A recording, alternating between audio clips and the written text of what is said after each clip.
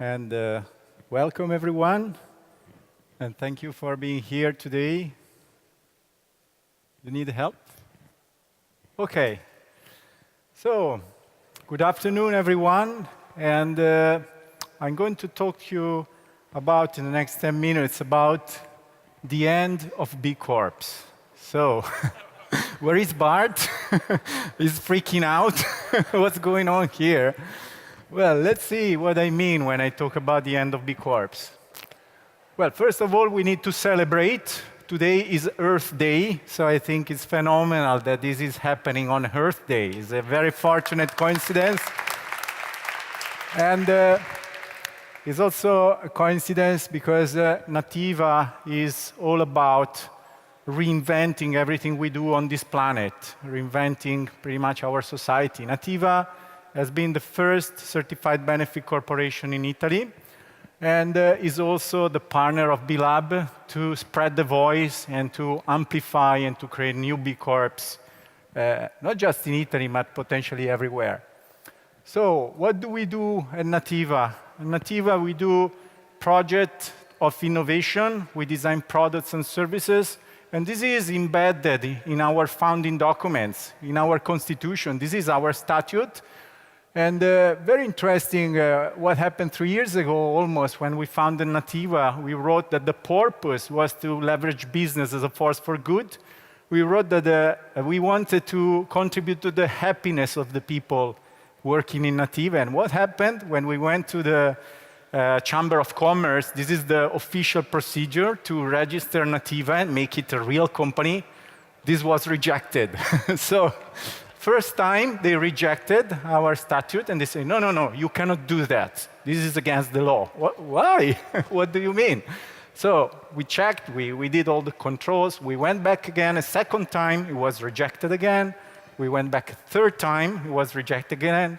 And the fourth time, eventually, they were convinced that we were not violating any law, that it made perfect sense to have a business that is actually driven by a different paradigm. And so Nativa became the first example of this kind. What do we do at Nativa? We do anti-gravitation devices. So I will demonstrate this to you. Look, you see? No, actually, this is not the only thing we do. What we do, we start from this assumption. Earth Day, the planet is a finite system, and is a completely closed system, at least closed for matter, open for energy. We heard the professor at the beginning talking about circular economy, and it's super obvious. There is no other way in which we can run our activities, our businesses on the planet. Everything that we do should be redesigned, reinvented, as if we were on a spaceship. So what we do at Nativa, we call it spaceship design. So we have products and services, we design software, we help companies, we start up new companies that go in this direction. What should the world be like if we all operated as if we were astronauts? It seems quite crazy, and eventually this is driving phenomenal innovation processes pretty much all over the world. This is starting to become a very well-known perspective. Our vision, you know that there is distinction between reasonable people and unreasonable people. Reasonable people adapt themselves to reality, whether unreasonable people try and work to adapt reality to themselves. So we are very unreasonable, and what we do in our vision, we strive to live a B life. So our dream, our perspective is that one day everything we do, everything we eat, we wear, we drive, the houses we live in, everything, the banks, and everything will be provided by companies that are regenerative in their DNA.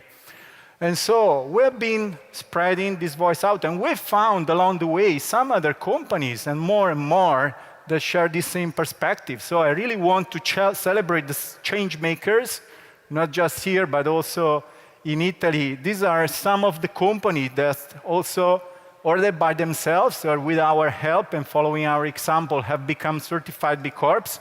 And these are helping us really pursue our our dream, our vision. So we have companies doing food, we have companies doing ecosystem services and reforestation. They should be here in the room. We have Mondora making software. We have green buildings, education, cosmetics, and you name it. So this is really happening. It's unbelievable. Just 2-3 years ago, it seemed impossible, and now it's growing and growing. And I want to focus the attention on one specific company. This is a kind of spin-off of Nativa. We are very closely connected to the orbit, and they do high technology to remove space debris. So you see, we go from education to food to high technology and space. Like this one, the orbit is removing space junk. So this is a huge problem we are not aware about, but if we start polluting space as we are polluting Earth, eventually space will become unusable.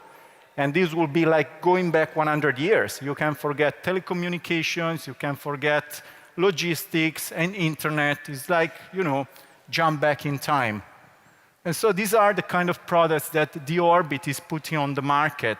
And these are really contributing to a thriving future for all of us. Something else we are doing, for example, we are translating through crowdfunding the B Corp handbook. And so this is something that could happen in other countries as well. Or we are helping some companies like Fratelli Carli, which is a B Corp. They've produced the first benefit report in Europe, I think, one of the first in the world.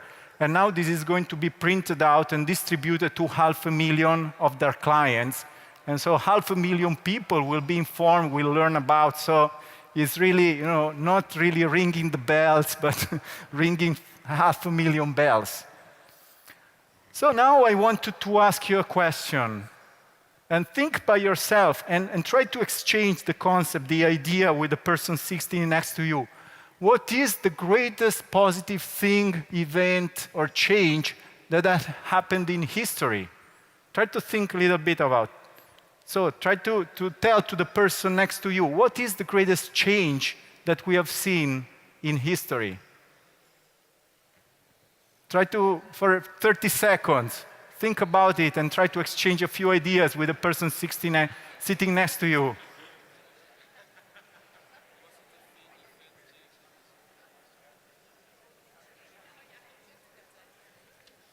It can be older history, recent history. It's up to you.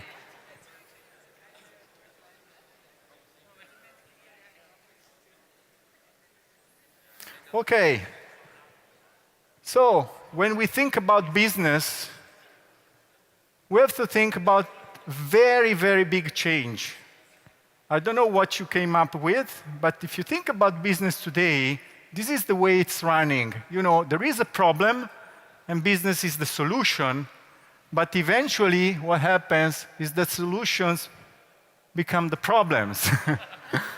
And so what is the traditional paradigm? That if force didn't work, you just have to use more.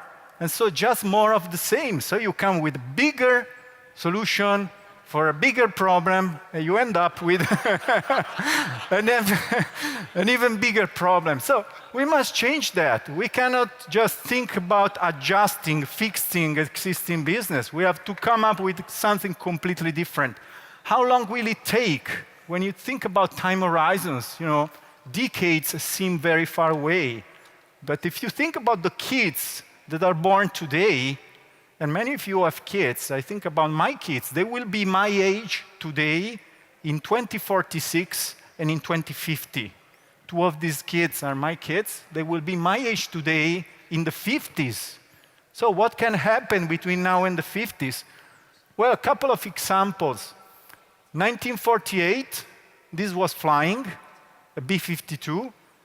And if you think 50 years before, 1898, it was absolutely inconceivable for any people on the planet that this could happen, this could be real. Or even think about this, 2007, what happened in 2007? Smartphone.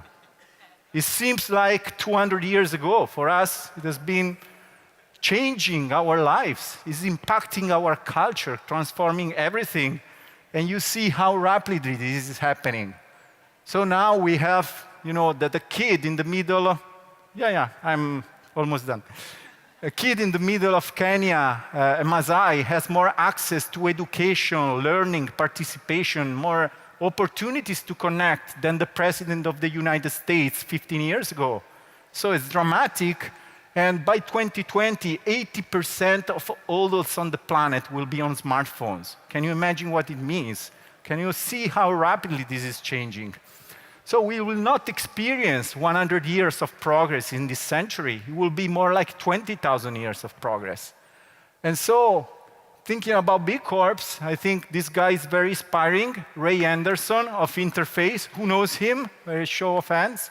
Few of you. You reinvented traditional businesses in the carpet industry, and he talked about Mount sustainability, achieving sustainability for a company as a mountain to climb. And so I started to think about climbing a mountain, Mount B, and the BIA, the impact assessment, is like, a navigation tool. But eventually there is no Mount Sustainability, Mount B. It does not exist. We have to create Mount B, one by one, and hundreds and thousands, and possibly hundreds of thousands. And eventually we will have that all businesses will become like that. It's super obvious. In the future, it will be inconceivable to run a business that makes a profit at the expense of people or the environment. It's just not conceivable. And eventually, B Corps will disappear. It will be just normal. It will be the only way to run a business. So you think it's impossible? Think about this, slavery.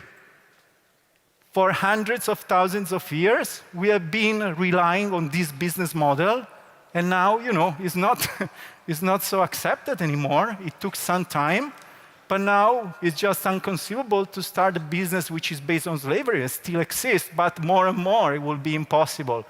So I think, what we're doing here is really doing something which is super obvious, and innovation is just doing what's normal, but doing it before everyone else does. So I thank you very much for being here and contributing to creating this phenomenal B Corp world. Thanks.